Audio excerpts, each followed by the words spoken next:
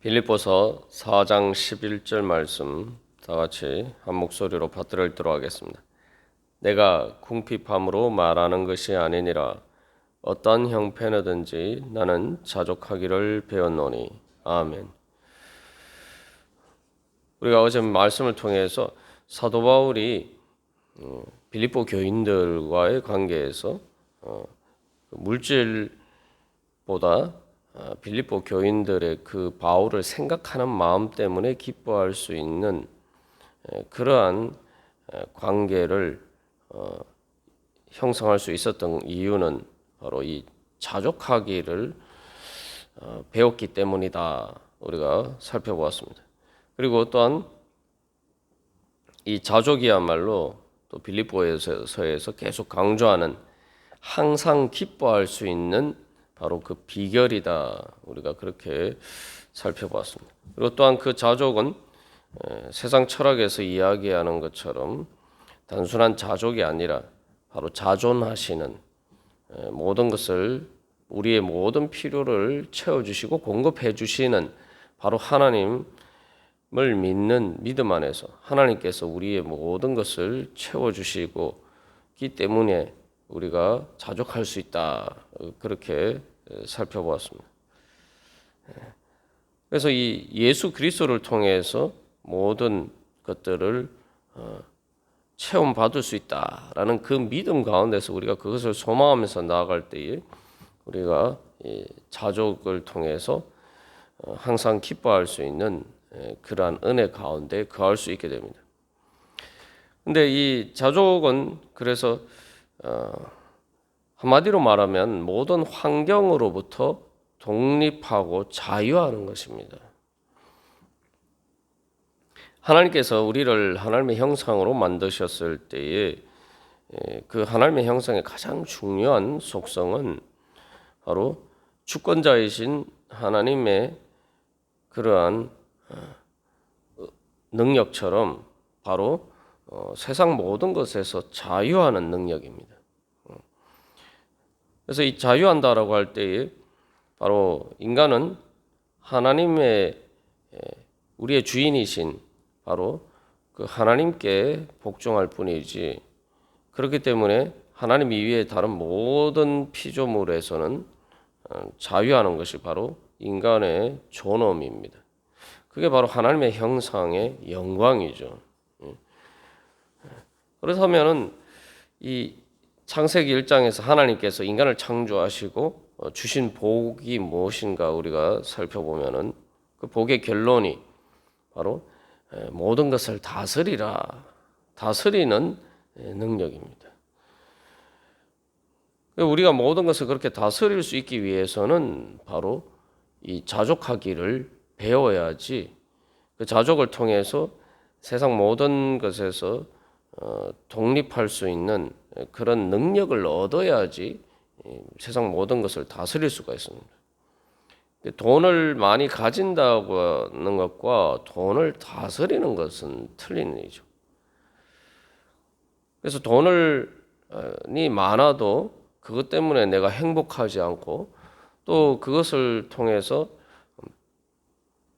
내 자신뿐만 아니라 또한 다른 사람들에게 유익을 끼치고 또한 하나님을 섬기는데 그것을 잘 활용을 하면은 우리는 돈을 다스리는 자가 되지만 아무리 돈을 많이 가지고 있어도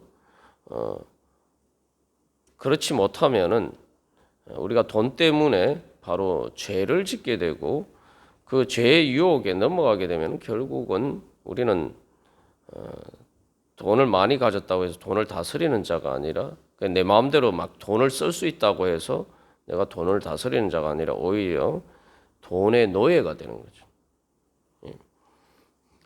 그래서 이 세상 철학에서 특별히 이때 당시 스토아 철학에서는 자족을 가장 배워야 될, 익혀야 될 덕목으로 생각했습니다만 그 모토가 뭐냐? 살기 위해서 구걸하지 않는다.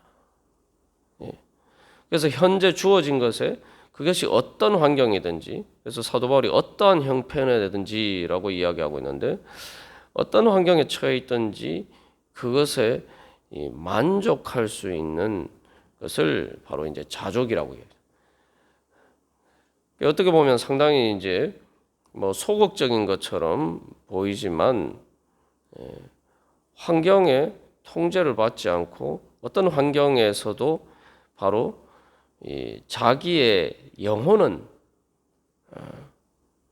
침범당하지 않는 것이 바로 자족이죠. 그래서 영혼의 존귀함을 지키는 것입니다.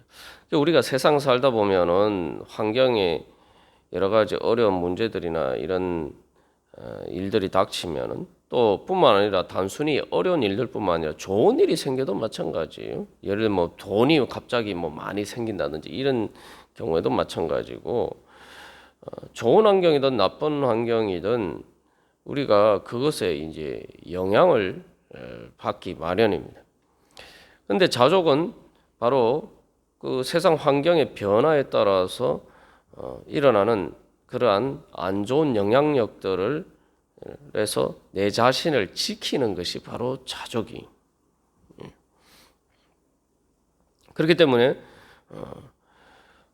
욥이 보면은 그 모든 환경에 정말 사탄을 통해서 그 시험 가운데 그런 상황에 처했을 때에 자기의 모든 것을 잃어버리고 건강마저 잃어버리는 그런 상황에 있었지만 바로 자기의 믿음은 지켰죠. 아무리 극한적인 상황에서도 절대 버리지 않고 그 모든 것에서도 침범당하지 않는 그런 믿음을 지켰습니다. 그게 이제 욥의 그러한 담대한 믿음의 용기입니다. 그래서 하나님께서 사탄에게 욥의 생명을 건드리지 말라라고 말씀하셨는데 말 그대로 욥은 믿음을 통해서 자기의 영혼을 지켰습니다.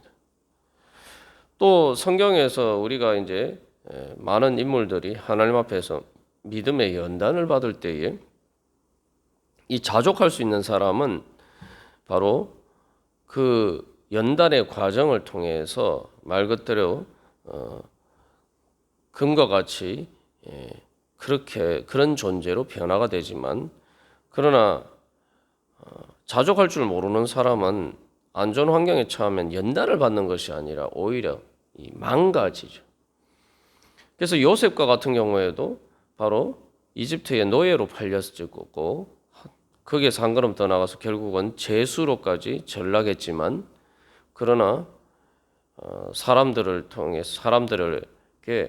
바로 하나님께서 그와 함께 계신다는 그런 증거를 얻었죠. 그래서 요셉이 그 애굽의 총리가 될 수 있었던 것은 바로 이집트의 노예가 되었고 또한 제수가 되었음에도 불구하고 자기가 하나님 앞에서의 믿음과 또한 하나님의 아들로서의 그 존귀함을 잃어버리지 않았다는 거죠. 그래서 보디발의 아내의 유혹을 뿌리칠 수가 있었고 또한 오히려 그 연단을 통해서 진정 존귀한 애굽의 총리가 될 수 있는 그러한 자기 자신의 능력을 오히려 연마하고 개발할 수가 있었던 것입니다. 그래서 이것을 이제 세상에서 정말 숭고한 소크라테스가 죽음 가운데서도 자기 자신의 숭고함을 지켰듯이 이제 스토아 철학자들이 바로 죽음 가운데서도 추해지지 않고 죽음의 위협 앞에서도 비굴해지지 않고 담대하게 그 모든 것들을 맞설 수 있었고 자기 영혼을 지키는 그런 모습. 그래서 그 가장 인간으로서 할 수 있는 최고의 그러한 고귀한 모습을 나타날 수 있는 것이 바로 이 자족의 원리입니다. 그런데 예수를 믿는 사람에게는 바로 이 모든 자족은 어떤 특별한 대단한 철학자뿐만 아니라 많은 진정한 믿음이 있는 사람 모든 성도는 말 그대로 거룩한 성도는 이 자족할 수가 있는 거죠. 왜냐하면 하나님께서 내 영혼을 지켜주시고 때로 정말 바울이 순교했던 것처럼 또 수많은 그 예수를 믿는 사람들이 순교한 그 순교자들처럼 죽음 앞에서도 비굴해지지 않고 살기 위해서 자기의 영혼을 팔고 또 자기의 믿음을 팔지 않고 바로 당당하게 믿음의 용기를 가지고 그 모든 환경, 심지어 자기의 목숨을 위협하는 그 상황 속에서도 자기 자신을 지킬 수가 있었던 것이 바로 이 자족의 능력입니다. 그렇기 때문에 이 순교자들의 바로 그 고귀함이 바로 이 자족을 통해서 나타난 거죠. 그것이 또한 진정한 자족이죠. 특별히 그래서 이 사도 바울은 이 자족하기를 배웠다 여기서 이야기를 하고 있는 것은 이 물질 문제와 관련해서 바로 복음을 훼손하지 않기 위해서, 즉 어떤 환경에 따라서 그 물질의 복음과 하나님의 말씀이 종속되지 않기를 위해서 바로 이 자족하기를 배웠다는 것입니다. 그래서 사도 바울은 특별히 고린도전서 9장 12절에서 당연히 말씀을 전하는 자로서 그 사례비를 받는 것이 당연한 권리이지만 그러나 그 상황에 따라서 그것들이 예수 그리스도의 복음에 장애가 되지 않도록 그런 권리를 쓰지 않았다. 그렇게 이야기를 하고 있습니다. 그래서 이것은 단순한 자기 자신의 자유를 위해서가 아니라 바로 하나님의 그 복음의 고귀함을 위해서 바로 이 자족하기를 배웠다는 것입니다. 그래서 이런 문제는 오늘날에도 이제 여전히 우리에게 문제가 되죠. 그래서 이 말씀을 전하는 데 있어서 가장 중요한 것은 사람들의 어떤 여러 가지 그런 환경적인 필요에 따라서 그 말씀을 맞추게 되면은 결국 하나님의 말씀의 진리를 제대로 전할 수가 없죠. 그래서 이것을 통해서 이제 내포하고 있는 바는 사도 바울이 다른 데서도 이제 강조하고 있습니다만 나는 하나님의 종이지 사람들의 종이 아니다. 사람들의 비위를 맞추어 주기 위해서 내가 말씀을 전하는 게 아니다. 사람들 뭐 듣기 좋으라고 내가 그냥 그 말씀을 전하는 것이 아니다는 거예요. 그래서 우리가 이 하나님의 말씀에 대한 믿음 가운데 견고하게 설 때에 환경에 따라서 좌우되지 않는 내가 믿음을 가지고 있느냐. 근데 단순히 이제 세상에서는 그 스토아 철학이나 이런 데서 자기의 영혼을 지킨다고 하지만 결국은 그 죽음을 넘어서는 이 부활에 대한 신앙이 없기 때문에 진정한 자족에 이를 수가 없습니다.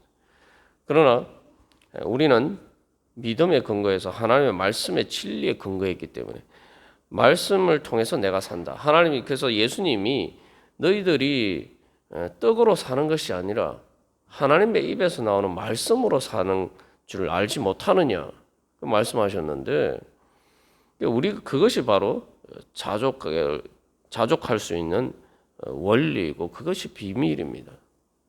우리 안에 그 믿음이 있어야 돼요. 내가 말 그대로 내가 세상에서 살기 위해서 구걸하지 않고 나는 내 주인이신 내 아버지 되신 하나님께 내가 모든 것을 구하고 모든 것을 얻는 것은 하나님을 통해서 나는 얻을 뿐이지 세상에 비굴하게 세상의 종이 되어서 나는 무엇인가 얻기를 원하지 않는다. 우리가 그 믿음의 자세에 설 때에 바로 진정한 자족의 자세를 배우는 것이죠. 그래서 이 자족하는 사람은 세상에 살기 위해서 세상의 환경에 자기 자신을 맞추는 자가 아니라 하나님께 기도하는 자가 되어야 되는 거예요. 하나님께서 모든 것을 내 필요들을 채워주실 수 있다. 우리가 그것을 믿고 기도하면서 또 어떤 상황에 있든지 나의 주님 대신 하나님께서 내 모든 것들을 주관하시기 때문에 내가 어떤 상황에 있더라도 나를 사랑하시는 하나님의 그 사랑과 그 전능하신 능력을 믿고 그 섭리 가운데 나를 선하게 인도하시는 그 하나님의 주권의 능력을 믿는 그 믿음을 가지고 내가 어떤 상황에서도 말씀을 향한 말씀의 진리와 그 믿음을 버리지 않고 어떤 것을 포기하더라도 내가 그것을 지키는 것, 그 말씀의 진리와 믿음을 지키는 것이 바로 자족입니다. 그렇게 될 때 우리가 말 그대로 하나님께서 주시는 참된 만족함을 얻을 수 있는 자리에 나갈 수가 있는 거죠. 그래서 우리가 오늘도 기도하면서 나갈 때에 내가 정말 자족하는 기도를 하고 있는가? 즉 내가 하나님께 뭔가를 구하면서 나는 또 세상에 대해서도 그렇게 비굴하게 구걸하고 있는 세상의 종으로 살아가고 있지 않나요? 나는 기도하는 자이기 때문에 나는 하나님의 종이 될 뿐이지 세상 모든 환경에서 자유하는 바로 하나님의 자녀다. 그렇기 때문에 나는 하나님께 굴복할 뿐이지 하나님께 순종할 뿐이지 기도하는 자로서 바로 그렇게 세상에 대해서는 자족하는 자로서 바로 자존하신 하나님의 존귀한 그 위엄과 권위와 그 영광을 지키면서 그런 가운데 내 영혼을 지킬 때에 바로 우리가 모든 환경을 에서 독립할 뿐만 아니라 그렇게 할 때 우리가 그 환경을 이길 수 있는 바로 하나님의 말씀의 능력에 따라서 하나님 그 모든 환경을 통제할 수 있는 참된 다스림의 권위를 얻게 된다는 거죠. 그래서 우리가 요셉과 또 많은 순교자들의 예를 들었습니다만 또 욥과 같은 그러한 예를 통해서 우리가 오늘도 이제 기도하는 자로서 바로 그러한 자족함을 배워서 하나님께서 우리에게 주신 어떤 상황 속에서도 바로 하나님 나라를 이루어갈 수 있는 그러한 능력의 사람이 되시기를 간절히 소망합니다. 다 같이 기도드리시겠습니다.